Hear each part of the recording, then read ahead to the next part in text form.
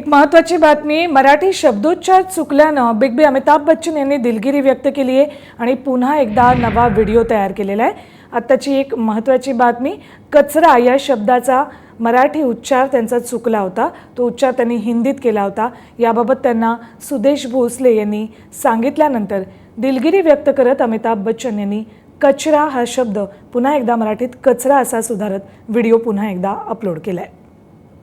अभी कुछ दिन पहले मैंने एक वीडियो किया था कि मैं कचरा नहीं करूंगा.